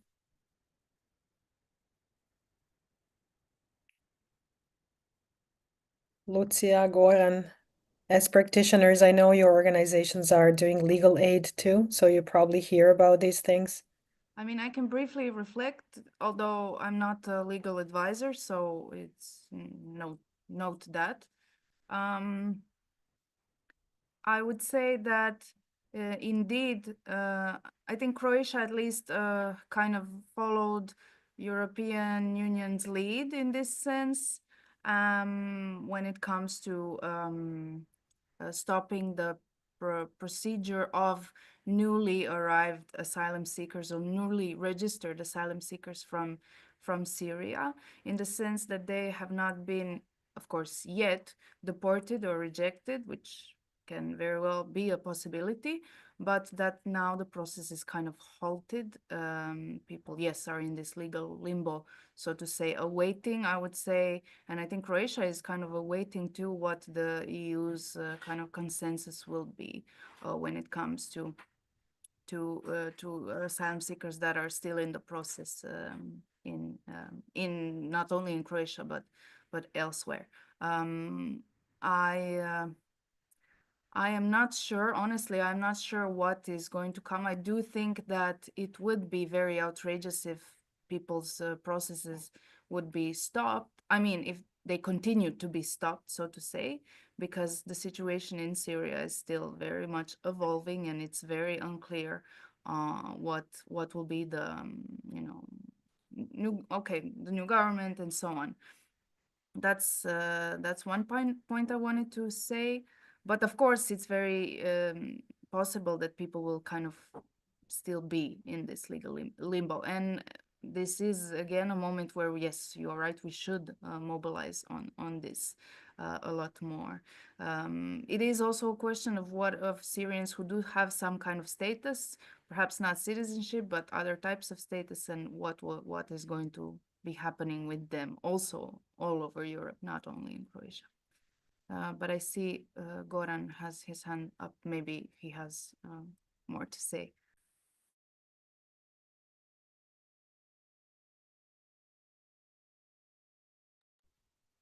Go ahead, Goran. I just have one short comment, which is in connection with the question, but it's from the, let's say, social media perspective.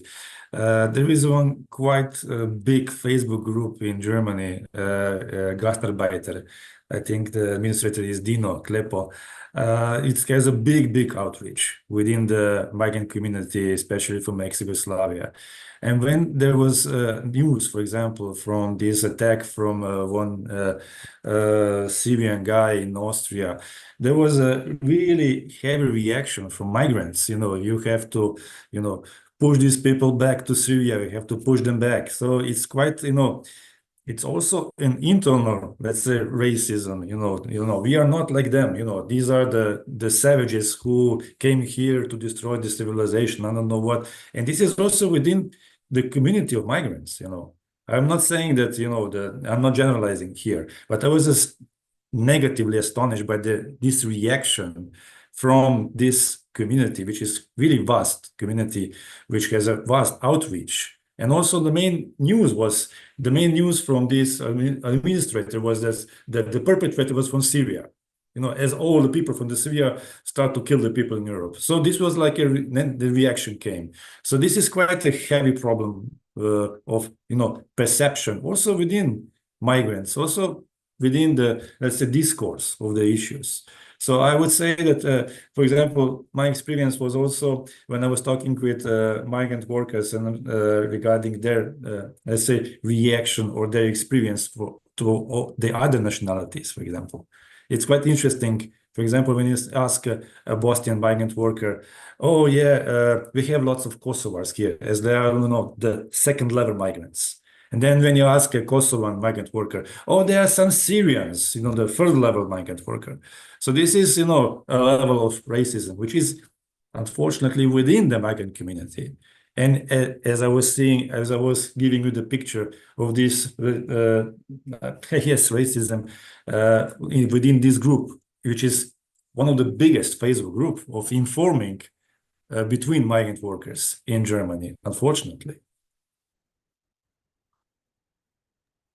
I will only add to this that according to the State Watch, deportations to Syria have already started, and there were deportations from the EU across Cyprus noticed already. And we know that Turkish government has started already on the 9th of December last year deporting Syrians back. So it is the question of time when this is going to become a domino effect, especially given the enactment of returns under the new Pact on Migration and Asylum that is going to be aligned across the EU states with all the national plans and the joint EU plan by mid of this year. And so in that sense, given that the Pact mission is to enhance returns, we can expect those effects on Syrian populations. I think there is a difference too, if we are talking about the population from Syria that had arrived back in 2015 or 2016, and then today with the 8-year span, we can see that some Syrian or a number of Syrians have gotten their citizenship or some sort of residency permit. However, with those Syrians relocated in 2019, they are 2 years away from getting the residency permit. So this is where the risks are. They were resettled from Turkey, from Turkish camps where they spent 5, 7, 9, some of them 11 years. And so it is their situation, I think, is at this point is even more precarious. But let's move on. We have more questions here. We have question from Marica Miric from the Association or the Network of Persons with Disabilities Croatia, right? Zajednica Saveza osoba s invaliditetom. Hvala lijepa na mogućnosti da sudjelujemo na ovom panelu, jer mislim da sve ove paradigme koje ste prekrasno prikazali i čestitam na tome i jako pozdravljam ovaj projekt, posebno su drastične kad su u pitanju osobe s invaliditetom.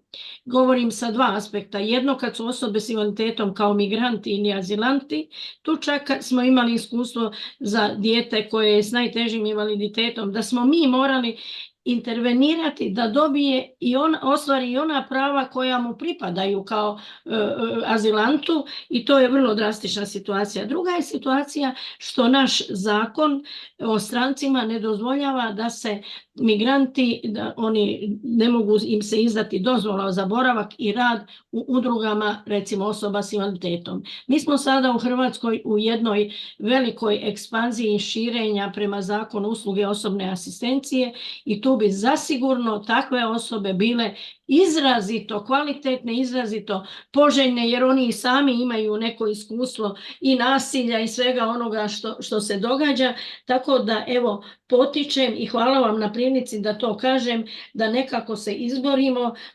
Problem je u to da se oni zaposle, da se mogu zaposliti, jer je problem u tome što kao osobni asistent nije zanimanje u hrvatskom kvalifikacijskom okviru i slično. Uglavnom ima puno različitih prepreka, ali ove su potrebe velike i sad ono što moram reći, nešto što su naši ljudi sami plaćali na crno, a ja sam imala priliku u jednom kampu mladih vidjeti upravo ponašanje tih osoba, ono je iznimno empatično. To su osobe koje onako posvećuju toliku pozornost kako mi nažalost nećemo vrlo često dobiti od ljudi koji taj posao obavljaju, a osobe su sa hrvatskim državljanstvom. Evo, to je jedan moj apel i smatram da je jako, jako lijepo da ste nas pozvali da ipak i ovaj dio rasvijetlimo. I imam još jednu treću zabrinutost, a to je da je u jednom recimo centru za migrante zaposlen socijalni radnik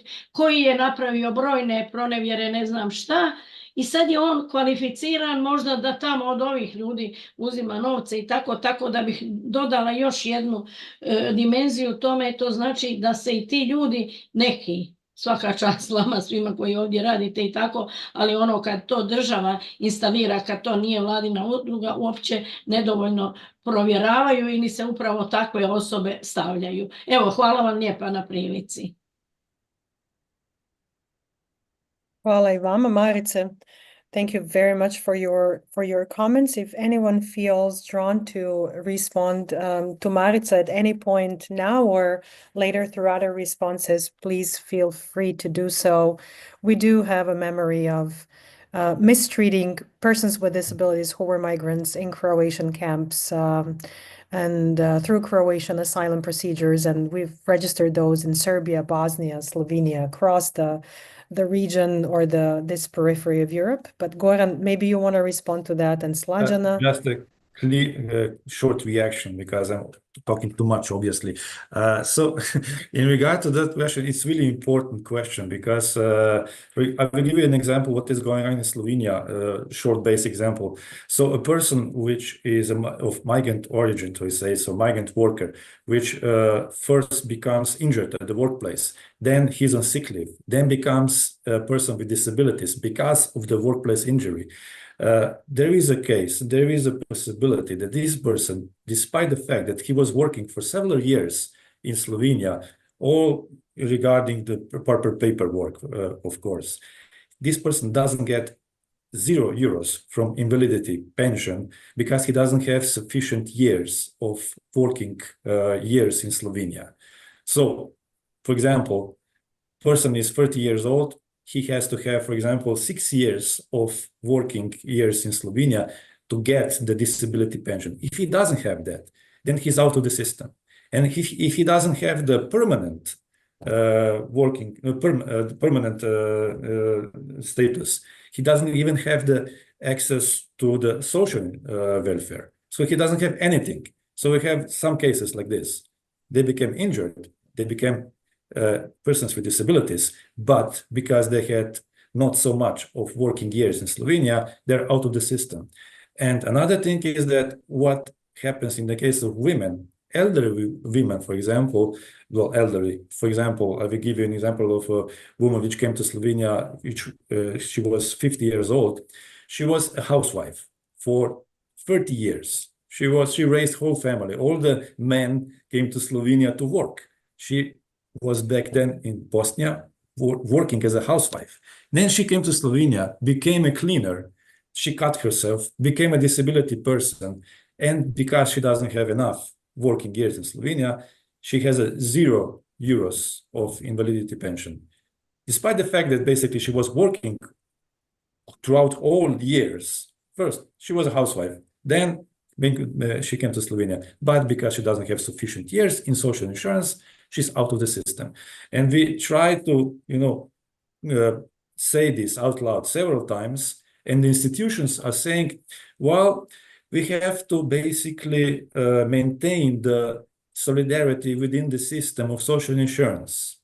We have to maintain that if you collect so much, if you gain so much track record within the system, you get so much money out of the system. But, the tragic story is that these very same migrant workers are being treated within the perspective of these very same institutions as the saviors of the pension system, as the saviors of the demography. So if we import lots of migrant workers, then the pension system will be saved, but not for these people with disabilities. And we have more and more migrant workers which become persons with disabilities because of the working load, because of the work injuries. So this will happen more and more. And this is why this is a very important question. What is going on with persons with disability who are migrants? I just wanted to, can I cut in, Emina, for quickly? I'm so glad that there is so much interesting question. I will read it from the chat. Ms. Ružica Šimić-Panović asks Mr. Lukič and Mr. Kovačević, how do you ensure that migrants receive all the necessary information to support their integration efforts? I'm mainly asking about the migrant workers living and working in disadvantaged conditions, being in touch mostly with the migrants from their country origin. And I will read another question, so maybe you can both or other deputies can answer this question. We have from Tanya Odobasic from the British Refugee Council. Question is how we hold media accountable in Croatia for creating certain hostile environment. Also politicians, if they use racist and hateful narrative that gives examples and permission to the public to be openly racist and spread hate, how this can be tackled. So 2 questions. So if we can ask Goran and Alen maybe to respond to the first one, and Lucia and Dženeta, if you could also reflect on the media question and the integration one, and then we're going to wrap up. Theo, I know we haven't read your comment here, but if you could send your contact, we are going to reach out to you later because we might have some information, or you could give us also some information as well. But if there is a minute left, please feel free to if I elaborate could this. join for that question, it was about like how we get and inform the migrants. So I use our practices here. Sorry, Alan, if I may clarify it, maybe the thing is, can I talk just a second? Yeah, the thing is that usually the migrants, say taxi drivers, delivery guys, they usually live in groups and are not necessarily linked to any of the initiatives targeting their integration efforts. In addition to that, we have number of initiatives that are growing, but when it comes to the real beneficiaries, the ones who should have most benefit out of it, they mostly don't get that kind of information. And also when I research those groups and when I talk to them, they're kind of scared as well, because of course it's not that they only had good experiences in their destination country or countries. So this is why I'm asking, have you selected maybe some leaders of their groups? For instance, when it comes to the digital nomads, they're much better organized, positioned in the society, and also better at providing the information and sharing the information among themselves. As I mentioned at the beginning, to give information to foreigners or migrants is one of the biggest goals. So we trying to do so in 2 ways. I would say physical way and online way. So we have let's say field workers or colleagues who are joining the, let's say, visit accommodations where migrants living. Also we visiting workplaces where migrants are employed. and we provide them like with specific information, not only like leave the leaves, but we want to talk to them. We want to, let's say, get them know better. We want to make them feel that we are really care. And we really want to inform them what their rights, what they want, what they are able to do, what they should do, and so on.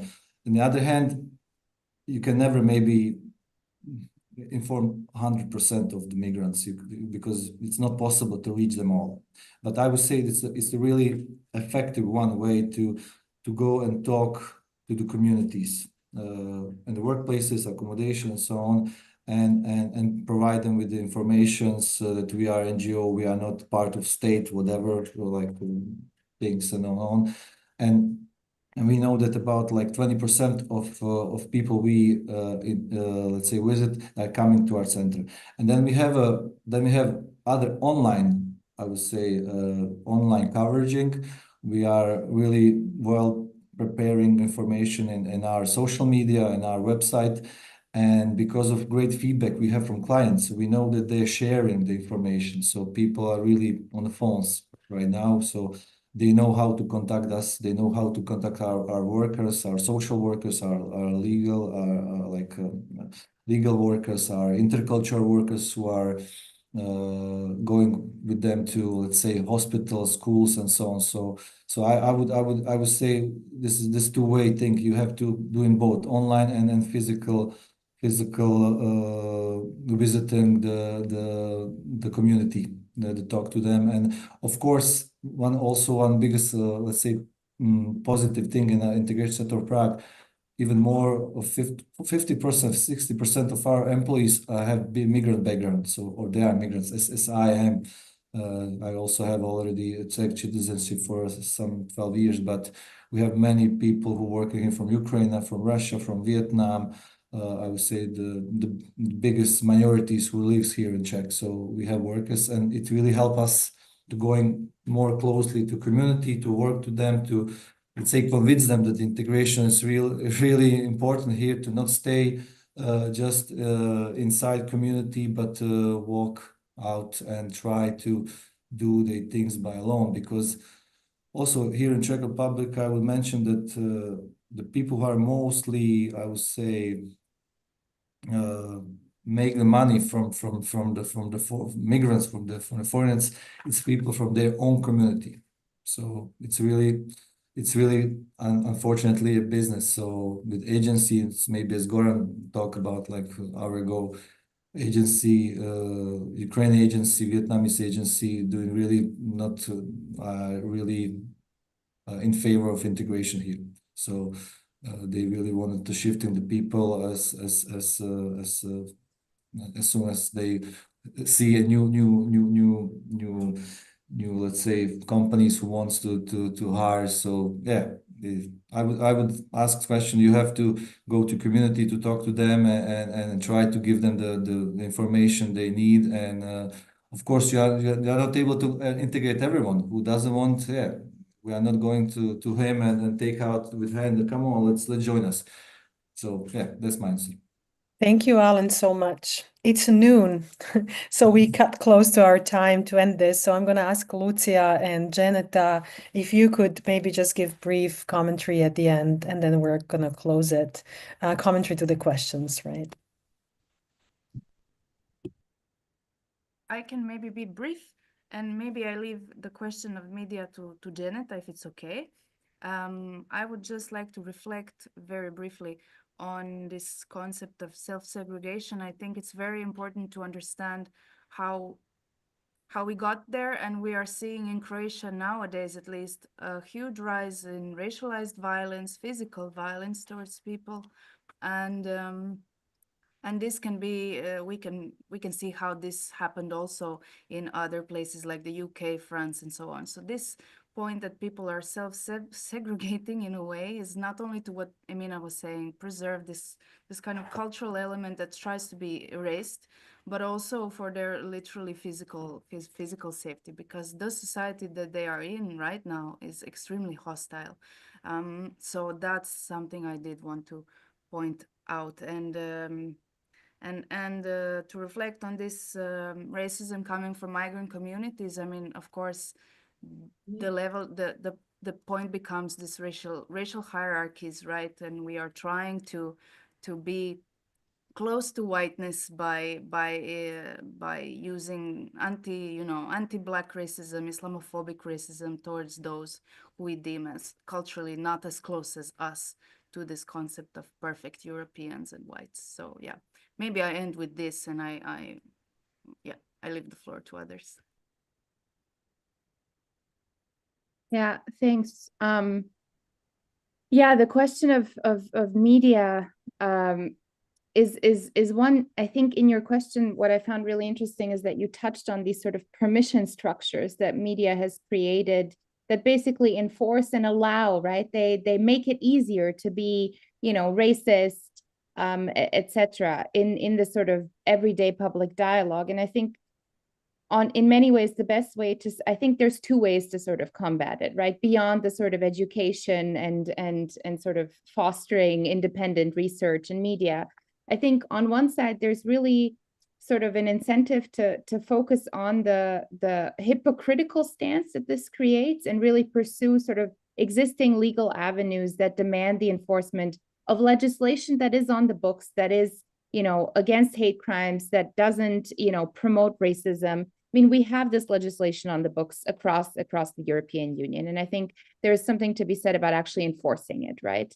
The second one is to actively develop an anti-racist stance. I think at this point, we're seeing that simply not being racist, right, the sort of is insufficient, right, to combat the systemic racism, populist, nationalist narratives that we see. So this kind of proactive approach. And again, I think primarily even more so important for those of us who sort of live with the privileges that we live in, whether they're, based on our skin color or socioeconomics, education, etc., in these societies, to really speak out to this, because, we have, for lack of another way of putting it, less to lose than those, who have precarious legal statuses, etc., etc. So that would be the sort of very quick answer to a very big question. Thank you. Thank you, Dženeta. Well, I think there's so many questions, and so many of you very passionate about this work is telling me that actually there's a huge need. I think there's a huge test of humanity, I would say. I would conclude this discussion for all of us in this area. Thank you all for working in this field, all your efforts to actually satisfy basic human rights. I would like to thank all of our debatees, our panelists, for your expert insight and all that you offered us in terms of great questions that Emina offered us as well. So thank you, Emina, as well, for great moderating and great expertise that you are also working in the field. We have put actually all of our debatees, panelists, where they're working. So if you have a need or maybe some other deeper understanding of the topic, you can contact them, and also you can contact us if you need anything else.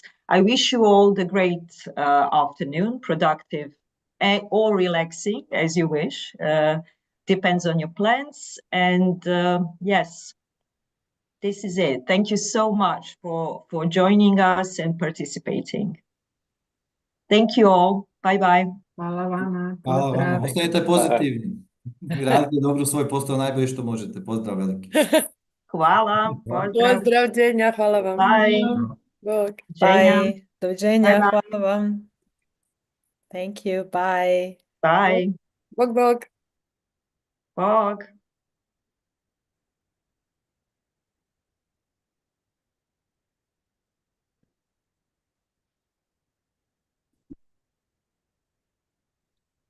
Slađena. Pa.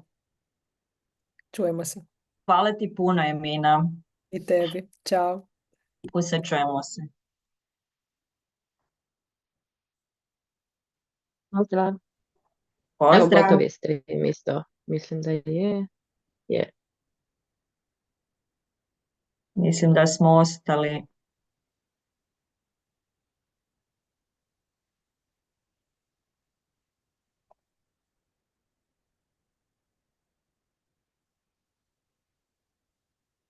To je to. Aha.